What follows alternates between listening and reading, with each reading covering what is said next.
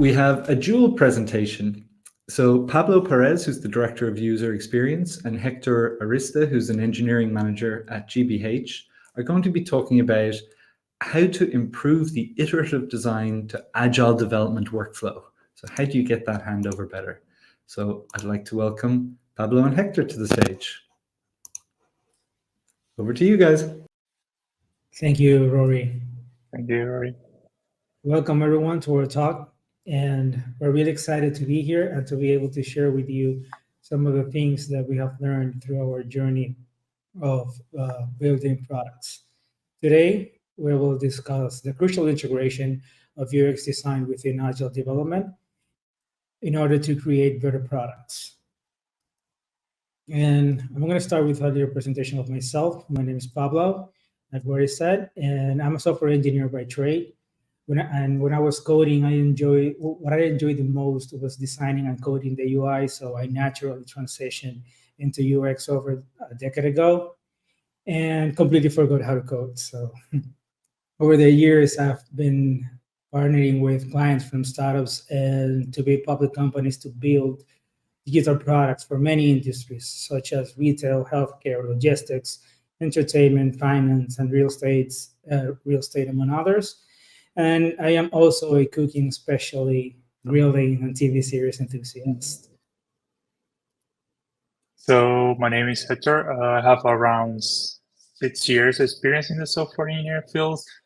As Pablo, I shifted to the management position because I was looking for something different.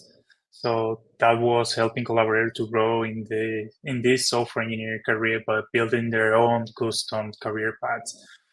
Just a fun fact of me, I'm a coffee lover, and also I started playing pickleball, so I'm considered like a pickleball player.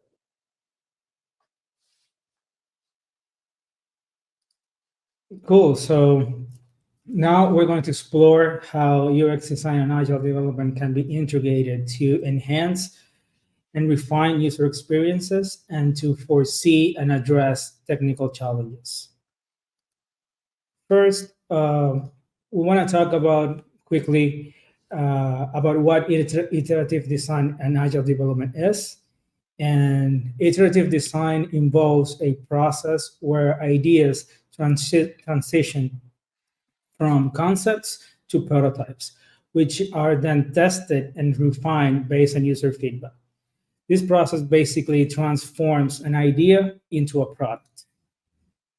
And this cycle of ideation, prototype, test, and refine is key to evolve high-quality user experiences. So from the Agile deployment overview, like to have a big picture of what it does, it's just prioritize flexibility, continuous deployment, and the delivery of the functional software through shorter sprints. Early and frequent feedback from iterative designs enriches this process. When UX design and agile development work in harmony, the benefits extend beyond just the finished product. Enhanced communication ensures all team members, whether in design or development, are aligned with the project goals from the start, avoiding misdirection and wasted effort, creating a unified vision of the product.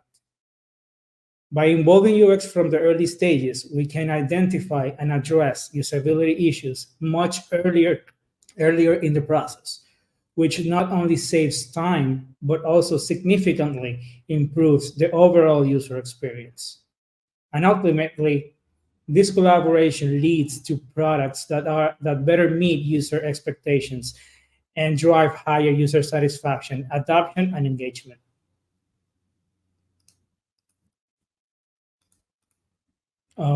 To integrate this UX design process into development, we run what we call design sprints.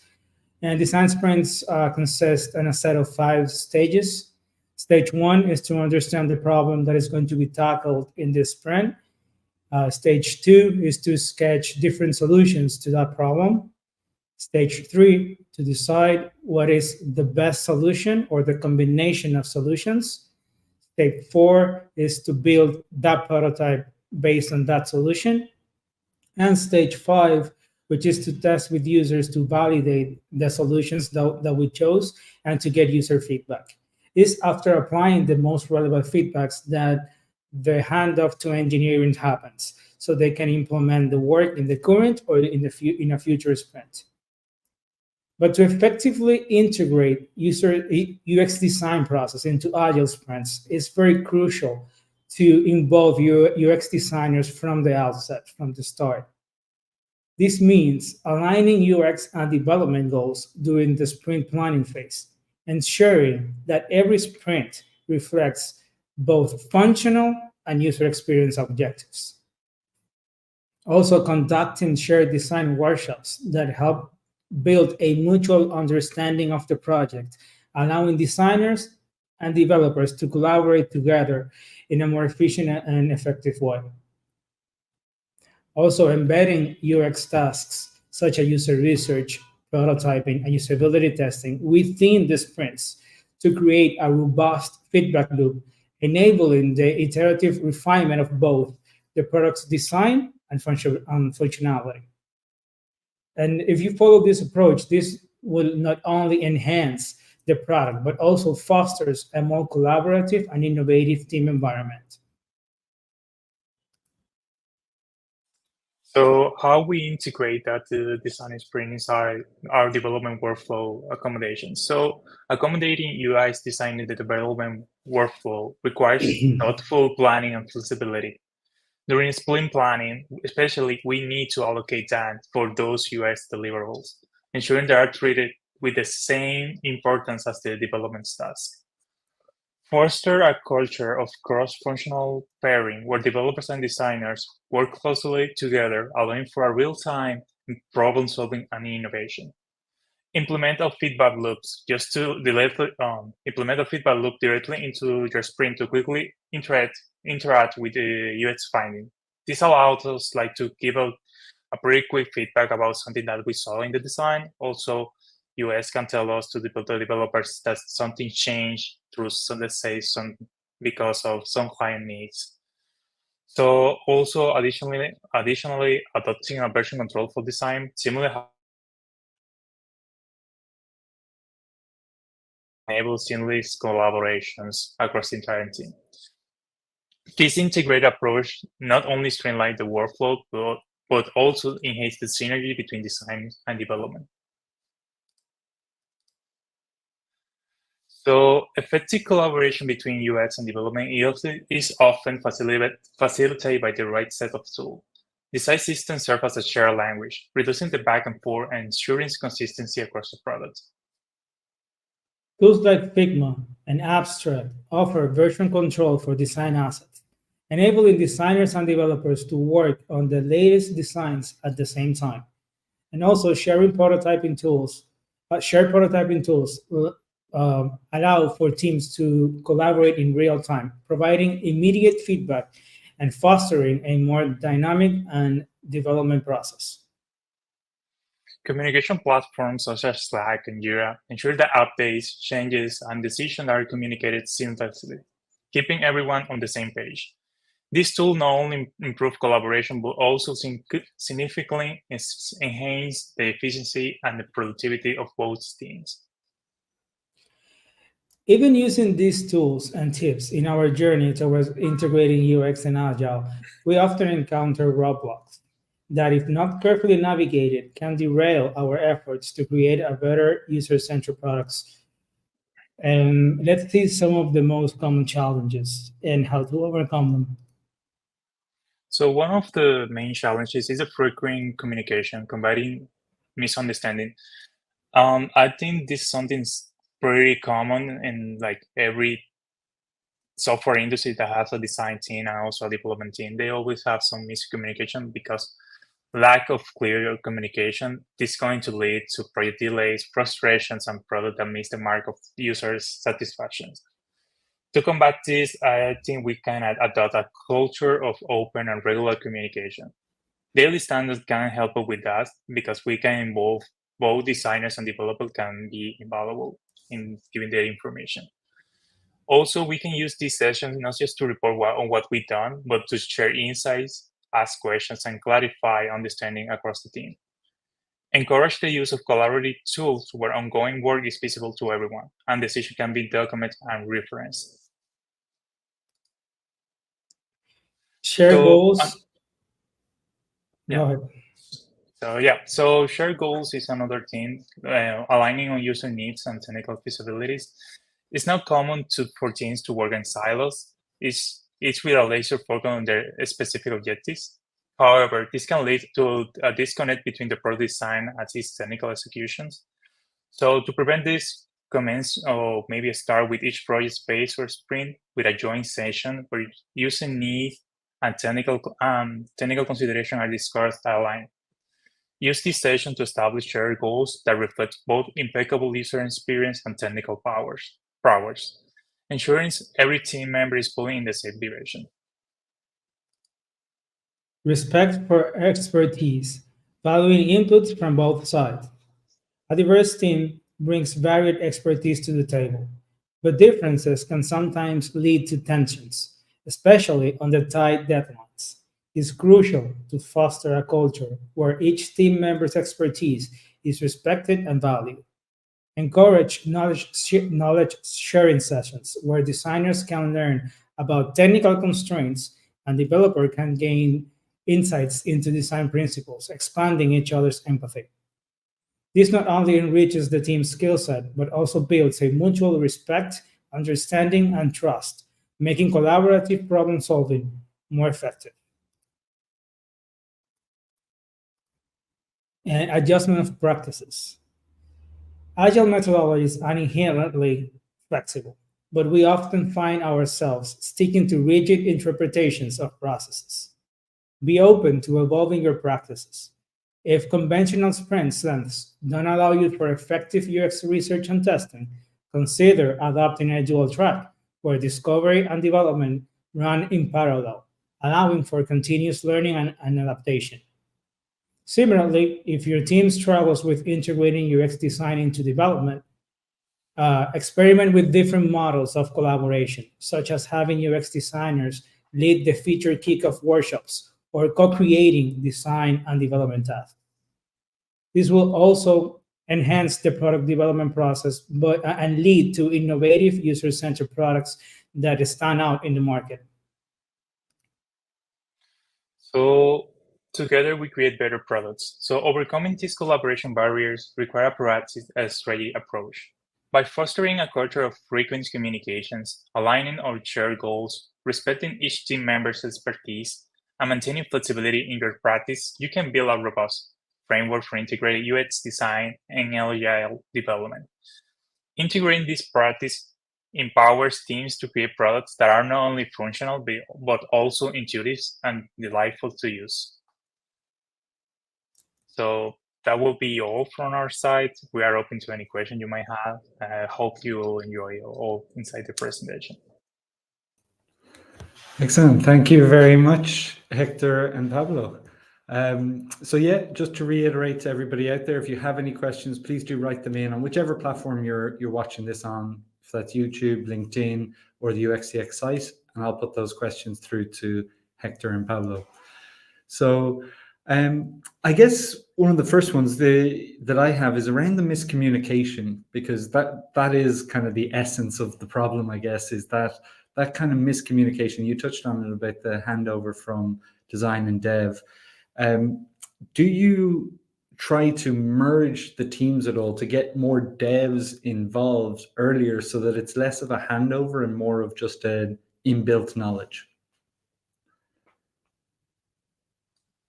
Yeah, so I don't know, Pablo, if you want to go first. Yeah, well, even though we have two different disciplines, right, involved in the sprint, we work as a one team to tackle all the challenges together. Even though we have different tasks, we try to involve engineering as soon as they are available so we can get more insight on what the technology can do. So they are involved in most of the design decisions. And when we hand over the designs, it's just to show them what is the final version of the feature looks like, not to introduce a whole new feature from scratch. Yeah, so from like the development perspective, that's help us a lot. Like it saves us like time about thinking what are the things we are going to like implement, and also we are aware of what the client need pretty earlier. So we can focus when UX delivers something, we can like right away flag something, say, hey, this might going on the wrong way, or maybe this going with the right way. And how are you getting that? So you've gotten this and you've been involved in that kind of research and understanding, okay, this is the feature, this is the finalized feature that we want to build. Are you iteratively releasing kind of that in smaller chunks to customers to try and get feedback? Or how do you break up that kind of, here is our product, so that you can release a kind of a slice of it and get that user feedback?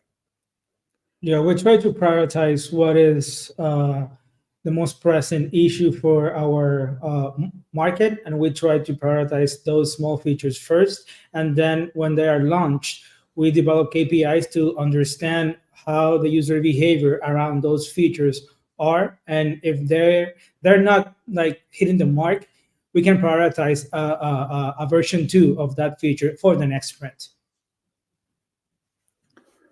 Excellent. So I'm going to ask the thorny question, because this is the one that always kind of catches me as well as a lot of other people out there.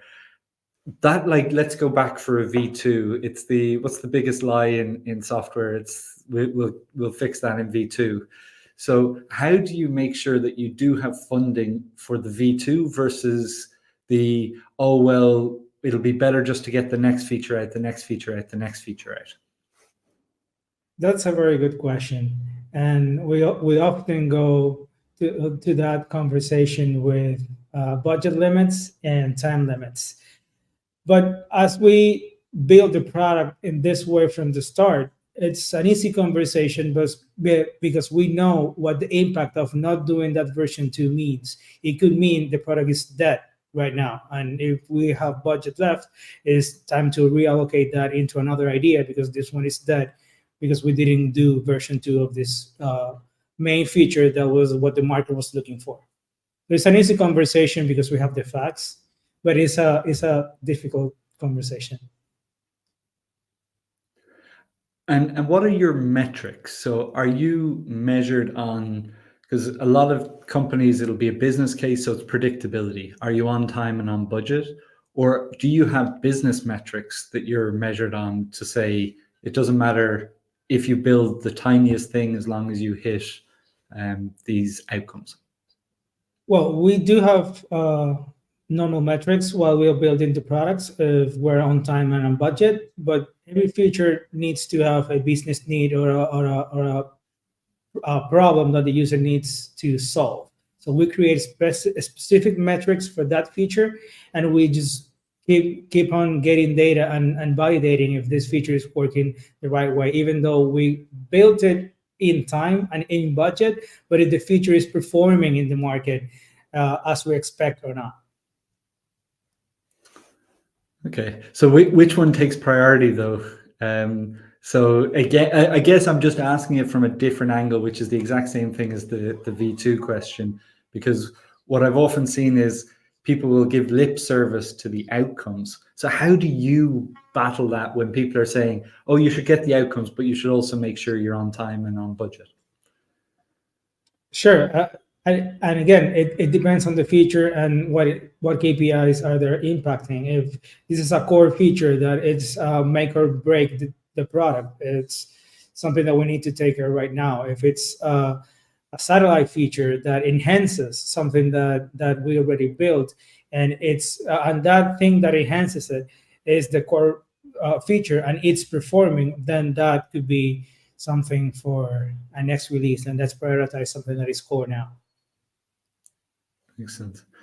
So that sounds like an amazing process, and I think some people out there might be listening and being a bit jealous because you've actually gotten into a situation where you can do this, and a lot of people wish they could. So do you have any advice for somebody who's sitting in a more traditional company where it's all about the on time and on budget, and it they're maybe not even tracking the effectiveness of their features, what are the steps that somebody who's either in design or development could do right now that can help them move in that direction? Well, first of all, is to understand what the feature means. What's the purpose of the feature? What's because a feature is a tool. So what's the problem that that feature is it's trying to fix, and start measuring it, and sharing those metrics with the product team. And well, numbers don't lie. That they will tell their story, and it will empower you to have a voice in that table of this feature is not working. Here's the data. We need to do something about it. And Hector, do you have anything to add on that? Yeah. Or? So from the developer's perspective, I will say like be open when some designers comes to you with those features, because maybe you will learn something new when they're trying to like show you those, like let's say the B2 version. Also, your input is valuable as a software engineer, because maybe we have maybe some technical limitation that maybe the designer haven't seen yet. So that's something valuable for them, because like I say, we have to work together like as a one team, and that's something we are been doing, and it's doing pretty great with that. Awesome. I always like hearing closer collaboration. So let's enter back into the real world. We've painted this lovely, perfect, rosy picture, but what are the things that are still the problems for you? And what are you trying to work out at the moment? And what are the kind of experiments or activities that you're testing to try solve some of the still present issues that you have in your process? Well, believe it or not, the most difficult part is to get the initial momentum into this process, because if you have nothing to show, it's hard for people to believe on the process, right? But once it's running, it speaks for itself. So the hardest part is, and what we're trying to make better, is that initial conversation, that initial stage of a new product or a new version of a product, where you have to tell all the stakeholders, please trust the process. This will get us where we need to be. I think, like Pablo said, the first initial step is like the pretty hard one. Like some clients are like difficult to adapt to our IL process. So some cases they are not pretty proactive like we want. So sometimes we have to like push them or show them that that's something that is going to give us a pretty good outcome. Yeah, I was chatting to a guy, Richard Roger. He runs a developer relations consultancy, VoxKick, and he said that building trust, because you're asking clients to trust you a bit more versus here's a spreadsheet and now I want to tick off everything that's on the spreadsheet. It's more of a trust-based relationship. And he talked about the concept of a trust battery that he needed to charge as soon as possible. Do you have any tips for how you get that trust? Because as you said, that is one of the hardest parts, is getting that trust and that buy-in up front. Do you have any tips for how you've charged your trust battery, or whatever metaphor? I have to use a metaphor today, but whatever metaphor you'd like to use. Yeah, that's an excellent metaphor. And one of the things that we do is we try to prioritize a small chunk of work first, just to show them as quick as possible a very good increment on the process and on the product, so they can not only hear from us but actually live it and see it working. We practically choose a very small feature just to run the process with, and in 3, 4, 5 weeks they can see something of value, and they continue to charge that trust battery on the process. And do you have, Also, I guess, more from a technical perspective? yeah. Because a lot of the companies I've worked in, it's definitely getting better, but I wouldn't be able to release something in 3, 4 weeks because there's a path to production and it's congested and it's difficult to get your slot in there and long test cycles and things like that. So how do you overcome those challenges that would be present in and that you might not have control over? So we try like those features divided into be compatible and back forward compatibility. When we try that, also we have different environments when the client can see the progress of everything. Let's say maybe we are working those 5 weeks in the products, but if that client goes to, let's say, to that stage environment, can have a kind of preview of what we are currently have at the moment. In that way, he can interact with that. Maybe can give us some feedback back saying, hey, maybe I thought this feature was going to be like this, but I was wrong. Maybe I have to think it in another way. And in that case, we can save a few weeks and maybe we can do the change pretty quickly. So that also requires a solid infrastructure, also a solid best practice about like coding everything, because if we do it like without that compatibility, it will be a chaos, like just to release that feature in the future. Excellent. So that's some great advice on kind of picking something small and making sure, I think, Pablo, you alluded to this, making sure it's a kind of a slice, it's a usable feature, instead of a lot of companies break things down by kind of functional areas, but then you haven't got anything until you've got everything. So it's good to get something that actually is working. Or do you have something to add on that? No, that's right. All right. Does anybody else? I've been feel like I'm hogging the questions here. I'm just looking to see if there's any comments from the audience. So I've seen Shyam and Albert. You were commenting. Gonzalo, Liz, if you have any questions to add, please don't be shy and post them in.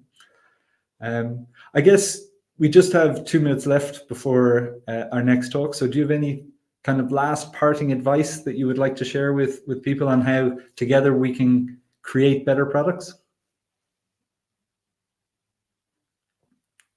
No. All right. Are there any job openings at GBH? You're welcome to visit our website and our career page.